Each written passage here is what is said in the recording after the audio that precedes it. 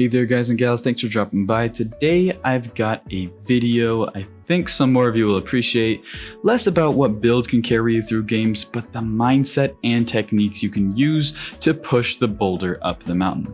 The boulder being your rank and skill, and the mountain being the crucible. This video is about movement, one of my favorite topics in Destiny 2, and one that I believe is the deciding factor behind a game. Now jumping straight into it, there are 4 main topics I'll be covering in this video, or 4 main segments if you will, each with their own explanations, subpoints, and form of improvement that I hope to cover in this video, but for the sake of length, it may come in another one. Now, the 4 main topics I like to call are your arsenal, engagement, information, and the masterpiece. Again, I'll go in depth on each when I reach them while keeping length in mind. Jumping into the first topic, your arsenal, I want to clarify what I mean by this. In my mind, your arsenal, although a given that it includes your weapons and class choice, is mainly your jump, dodge, glide if applicable, dash, invisibility, or aerial control. Your arsenal is every tool, trick, or card up your sleeve that you have at your disposal to keep you alive, annoying, and lethal to the enemy team. So what does this mean for you? Well, it really comes down to understanding and comfort. Think about it this way. If you're being sandwiched by 2 people, one using a mountaintop and the other using a shotgun, the hypothetically best course of action is, let's just say, to jump, take out the shotgun, slide behind cover, and then focus the mountaintop from afar. But if you as a player, a person, are not comfortable with your aim and aim adjustment in mid-air, you're likely going to stay on the ground just because you're more comfortable with it, just to be blown up and thrown into a Guardian meat grinder by the Feldwinter's Lie. So what can you do about this? How can you get more comfortable with your mobility? How can you better use it to outplay an opponent? How can you better take advantage of all the tools in your arsenal? Actually, it's pretty simple. Just do it. By this, I don't mean the Nike slogan. I mean, literally, 1 by 1 for 2 games, be it elimination, trials, or survival, choose one of the many tools in your arsenal and just do it. Go into the game focusing every possible use of that simple technique, be it sliding, for example. Slide around every corner, slide into every shotgun engage, slide like a madman when you see their enemy sniper, or the enemy good aim player, whatever you want to call it. And from all of these experiences, take 2 things. First, the experience of how it can be used in all of these situations. And secondly, how to adjust when you do. If, for example, the tool is Top Tree Dawnblade's Icarus Dash, use it to get to every sniper lane or every starting engage before the enemy team. Even if you can't secure that fight, practice makes cheeseburgers, or perfect, same thing. The key takeaway here is to take each tool and learn to use it. Put it together and you've got Leo's magic tool belt. Jumping into point number 2, we've got engagement. Engagement goes hand in hand with point number 3, information, but I've got it here because I think even without the craziest macro awareness or amazing game sense, you can do just fine by nailing the engagement. What do I mean by this? What specific point of engagement am I focusing? Well, most of all, I'm talking about directing, leading, dictating, if you will. Each engagement is different and should be approached differently. Not all of them are going to go your way, but there are a lot of small things you can do to shape the course that fight will take. For example, say you're a Night Stalker hunter and you know where the enemy sniper will be. You've got both your smoke and your grenade off cooldown and you're running a vigilant swing. The easy thing you can do to change the entirety of that fight is to throw a well-timed smoke and grenade at the sniper and finish them off with 2 pulses to the head. That rest of that fight, that sniper will either be dead or completely ineffective due to the smoke. And the easy thing is, all you gotta do is switch targets and help your team shot the rest of the enemy. Think of engagements like first impressions at a new job. Your coworkers might be totally hell-bent on hating you. And no, I don't think a weapon will work in this case, but there are tons of small decisions you can make to have them warm up to you. And in most cases, you naturally do make those decisions. In Destiny 2, it's the same thing. At one point, these decisions will become natural, the information will flow naturally, and you won't be constantly thinking about it.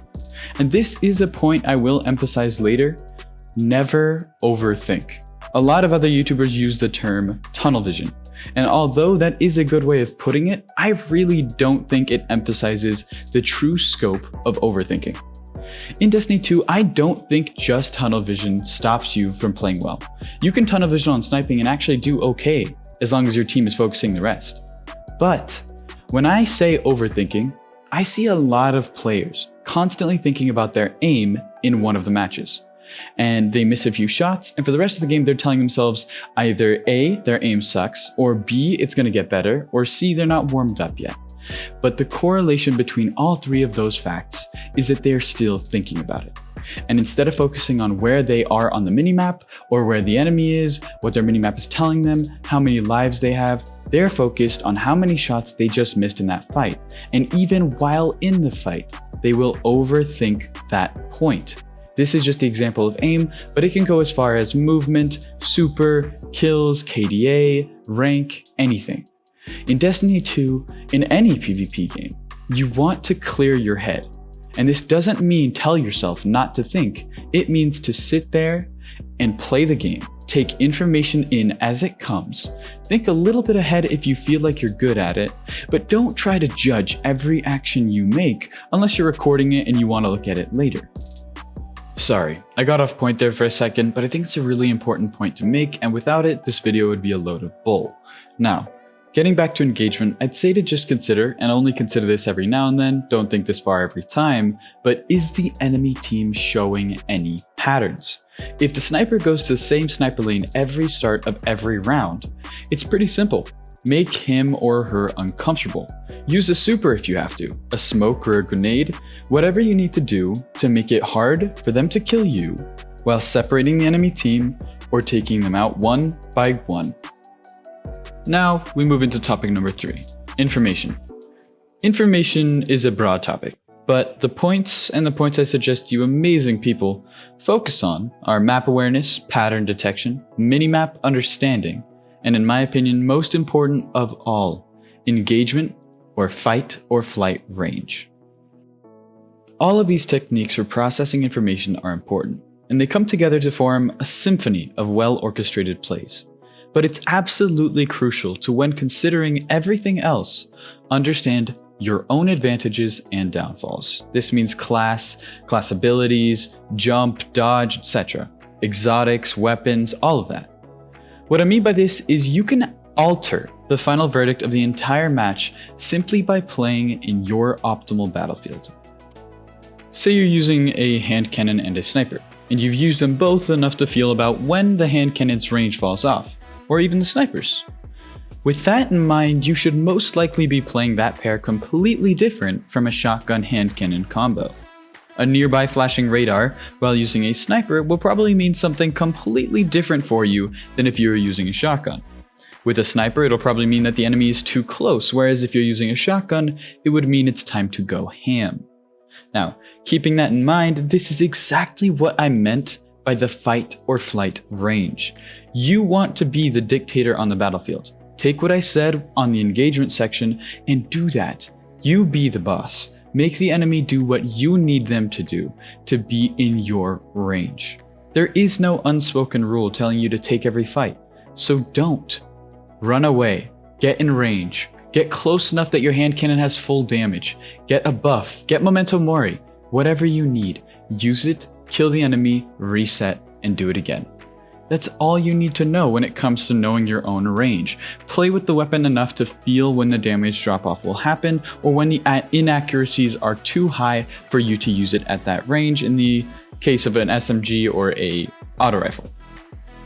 Although range is a very important point, so are the others. The other 3 techniques like map awareness and minimap understanding are more reliant on time to build. This doesn't mean there's nothing you can do about them, but rather you shouldn't pressure yourself to get better at these. They can still be accelerated in learning by consciously thinking about them in games, but will still grow over time regardless. Minimap understanding, map awareness, pattern detection, how do they affect your movement? Well, they don't, not actively anyways. They affect the mindset and decisions you make when choosing consciously or subconsciously how or where to do something. If you, from a pretty solid point of map awareness, can kind of see where the enemy team is based off of the minimap and the pattern that they've built through the entire game, you can use that to, for example, say, okay, I know that they are probably both on the square or mid in convergence. They've been doing that the entire game, and the minimap says that they are too. This can allow you to come up with a pincer tactic, or maybe a bum rush from one side, and follow through for that easy kill, or multiple kills. It can allow you to tie up the game or flat out finish it. Even as the last guardian standing, if there are 3 people surrounding you and you can see them on the radar, you can probably guess accurately where 1, maybe 2, maybe even 3 out of 3 of them are in terms of how close they are to you, or where, what room, around what corner they may be. Which one you should rush first, depending on how actively they've been bum rushing you. Are they all running shotguns? Maybe you need to run the 4th exit. I don't know. But it's all reliant on a foundation of information that you've built throughout your time in Destiny 2. It can be built faster through consciously considering it, but it isn't something you can force or something that you should try to force. Focusing on specific aspects of your gameplay will allow the other ones to follow. Trying to spread yourself too thin, well, that's why they say jack of all trades, master of none. Don't try to be a master of everything. Now I know some of you are thinking, well, Grid, wait, what does engagement or information, range or pattern detection have to do with movement? And to you I say, everything. Many videos will probably just discuss movement techs like skating or gliding, heat rises and dodging, but at the end of the day, I rarely see videos detailing the mindset of a well-rounded or quote-unquote pro player. Moving into the final point, it's simple. Masterpiece. Masterpiece is you. You are the masterpiece. Putting all of the earlier mentioned information into one playstyle will allow you to be the slipperiest hunter, the meanest titan, a fastest warlock, the dumbest mountaintop. All of the info is info that is already there, but may not be used actively or acknowledged by anyone. And the only thing it takes to change that is to try. If you enjoyed today's content or learned anything, consider subscribing. I try to put new videos out every 3 to 4 days, sometimes every week, with some exceptions. And consider liking or commenting any future ideas you guys might have for videos. And with that out the way, I'll see you all next time.